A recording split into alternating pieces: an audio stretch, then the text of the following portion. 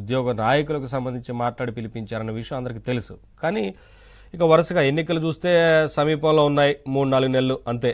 ఇప్పుడు ఆశా వర్కర్లు కానీ, అంగన్వాడీలు కానీ, రేపు వాలంటీర్లు చేయబోయే ధర్నాలు, నిరసన కార్యక్రమాలు కానీ, అంటే ప్రభుత్వంలో ఉన్న వ్యతిరేకత ఖచ్చితంగా సంవత్సరం ముందు చేస్తే గనక ఏదైనా చర్యలు తీసుకునేందుకు అవకాశం ఉంటుంది కాబట్టి బయటకు వచ్చి మాట్లాడే పరిస్థితి లేదు ఆ రోజు. ఎందుకంటే పెద్ద పెద్ద నాయకుల మీదే కేసులు నమోదు చేస్తున్న సిచ్యువేషన్.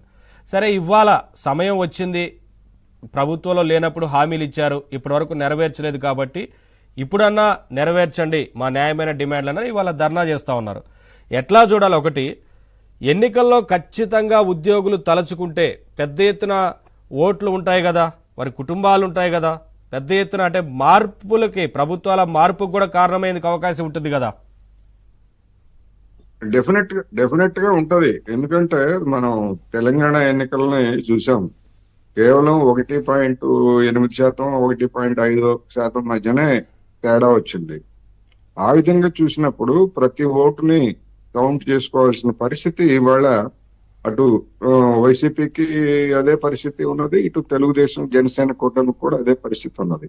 రెండోది, ఉపాధ్యాయులు గాని, ఉద్యోగులు గాని, మీరు అన్నట్టుగా వాళ్ళు ఉద్యమించిన ప్రతిసారి వాళ్ళని అణిచివేయడం, వాళ్ళ యొక్క డెమోక్రటిక్ ప్రొటెస్ట్ ని కూడా అంగీకరించినటువంటి పరిస్థితి మనం చూసాం. అందువల్ల నాయకుల్ని, ముఖ్యంగా ఉద్యోగ సంఘాల్లో, టీచర్ల సంఘాల్లో నాయకులు ఎవరు లొంగిపోలేదు. మనం గమనించాలి. ఉద్యోగ సంఘాలు, ఎన్జిఓలకు సంబంధించినటువంటి నాయకుల్ని లొంగ తీసుకొని వాళ్ళని బెదిరించారా, లేకపోతే ప్రలోభ పెట్టారా, ఏం పెట్టారా ఏంటనేటువంటిది మనకు అనవసరం. కానీ వాళ్ళు ఉద్యోగుల తరఫున నిలబడటం అనేటువంటిది లేదు, లేదా ఉద్యోగులను నిలబెట్టాల్సినటువంటి బాధ్యతని వాళ్ళు నిర్వర్తించలేదు కనుక ఆ అసంతృప్తి అనేటువంటిది ఎన్నికల్లో డెఫినెట్ గా పనిచేస్తుంది. జగన్మోహన్ రెడ్డి గారికి అది ముందే, మిగతా వాళ్ళకంటే అది ముందే అర్థమైంది. అందుకనే పిఆర్సీని కూడా ఆయన వెంటనే వేసి వాళ్ళని సంతుష్టీకరించడానికి ప్రయత్నిస్తున్నారనేటువంటి తెలిసిందే. కానీ పిఆర్సీని వేసినా గానీ అంతకుముందు పిఆర్సీలో వచ్చినటువంటి అనుభవాలను చూసినప్పుడు డెఫినెట్ గా వాళ్ళకి అదేమి ఏదేదో కావాలని మనకి బిస్కెట్ వేసినట్టుగా వేశారనేటువంటిది ఇప్పటికే ఉంది. రెండోది, టీచర్లు కూడా వాళ్ళకి రావాల్సినటువంటి బకాయిల గురించి అర్థం చేసుకుంటారు. టీచర్లు కూడా ఇప్పుడు 36 గంటల పాటు దీక్షలకి దిగుతున్నట్టు వాళ్ళు కూడా ప్రకటించారు. అందువలన వాలంటీర్లకి ఒకటి, ఎందుకు అంటే ఒకవైపు జగన్ ప్రభుత్వానికి నూకలు చెల్లుతున్నాయి, వచ్చేటువంటి గ్యారంటీ లేదు. గ్యారంటీ లేకపోతే తమ ఉద్యోగం ఉంటుందో లేదో అనేటువంటిది కూడా వాళ్ళకి, వాలంటీర్లకి ఏమో అదేం పర్మనెంట్ జాబ్ కాదు కదా. అందుకని వాళ్ళు కూడా నిరసన తెలియజేయడానికి ముందుకు వస్తారు.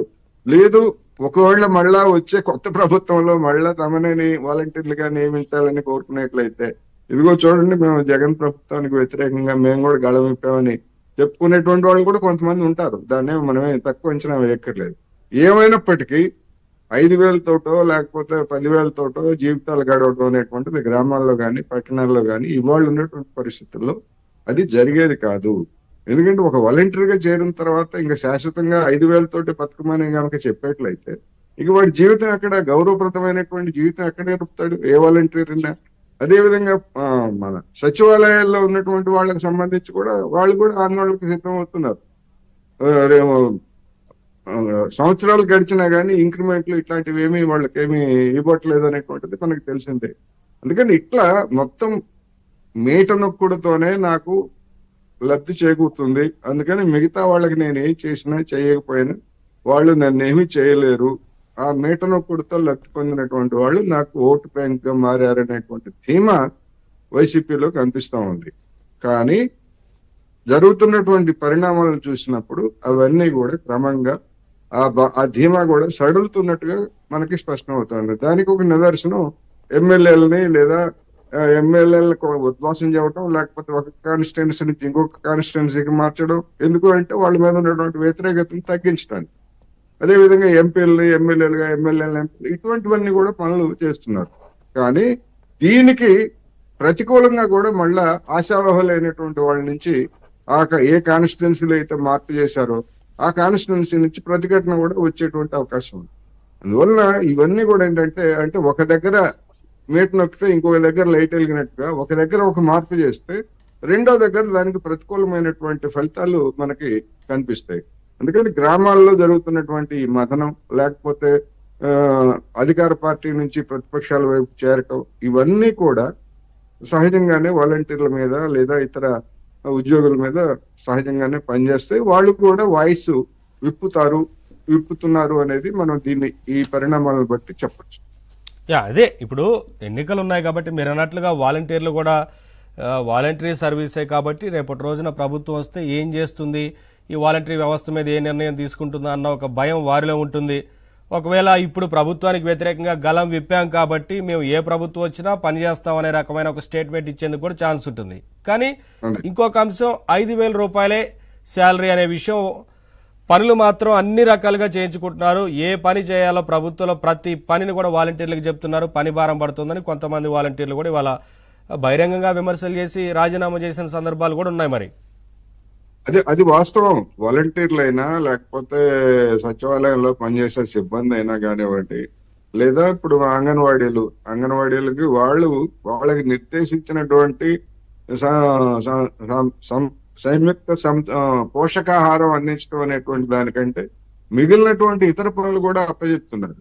అంటే వాళ్ళని కూడా శాశ్వతంగా ఇప్పుడు అంగన్వాడీలు అనేటువంటి వాళ్ళ కాన్సెప్ట్ ఏంటి, కేంద్ర ప్రభుత్వం కానీ రాష్ట్ర ప్రభుత్వం కానీ చెప్పే కాన్సెప్ట్ ఏంటి, ఇది తాత్కాలిక కార్యక్రమం. ఎప్పుడు తాత్కాలిక కార్యక్రమం? ఇవాళ దేశంలో ఉన్నటువంటి పోషకాహార పరిస్థితి ఏమిటి, జనం పరిస్థితి ఏమిటి, ఇంకా ఇదే పరిస్థితి కనుక ఇట్లాగే ఉండేట్లయితే శాశ్వతంగా ఈ విధమైనటువంటి కార్యక్రమాలు కనుక చేపట్టకపోయేట్లయితే ఇప్పటికే ఇన్ని చేసినా గాని రక్తహీనత అనేటువంటిది భారతదేశాన్ని, అందులో ఆంధ్రప్రదేశ్ కూడా అగ్రస్థానంలో ఉన్నటువంటి రాష్ట్రాల్లో ఒకటిగా ఉంది. రక్తహీనత, ముఖ్యంగా మహిళల్లో రక్తహీనత తోటి ఎన్ని జబ్బులు, ఎంత అనారోగ్యం, ఇవన్నీ కూడా అందరికీ తెలిసిందే. అది పిల్లల మీద కూడా రక్తహీనత కారణంగా పిల్లల ఎదుగుదల కూడా ఉండదు. అందుకని ఇవన్నీ కూడా నిజానికి శాశ్వత ప్రాతిపదిక మీద అమలు జరపాల్సినటువంటి శాశ్వత ఉద్యోగాలు తప్ప ఏదో గౌరవ వేతనం, ఇది తాత్కాలికము, అంగన్వాడీ ఇవన్నీ తాత్కాలికమైనటువంటి పేరుతోటి వాళ్ళ శ్రమను దోచుకోవడానికి పెట్టినటువంటి పేరు తప్ప మరొకటి కాదు. అందువల్ల సహజ న్యాయం ప్రకారం చూసినా, ఏ న్యాయం ప్రకారం చూసినా గానీ ఇటువంటి వాళ్ళందరికీ వాలంటీర్లను తర్వాత వాళ్ళు ఉంచుతారా లేదా అనేటువంటి వేరే అంశం గానీ 5,000 తోటి బతకమంటాం అనేటువంటిది ఎవరినైనా అన్యాయమే. వాలంటీర్ మన తమ్ముడు కావచ్చు, లేకపోతే మన బంధువు కావచ్చు, ఎవరైనా కావచ్చు. అంటే ఏంటి అంత తక్కువ ఇస్తే దాని ఉద్దేశం ఏంటంటే ఇంకొక వైపు వాడు అక్రమాలకు పాల్పడమని మనమే చెప్పినట్టు, ప్రభుత్వమే ప్రోత్సహించినట్టు. అందువలన ఇటువంటి అనేక అంశాలు కూడా ఉన్నాయనేది మనం గమనించాలి. ఎస్ రఫీ గారు చెప్పండి సార్. ఇప్పుడు ఈ ఉద్యోగులందరితో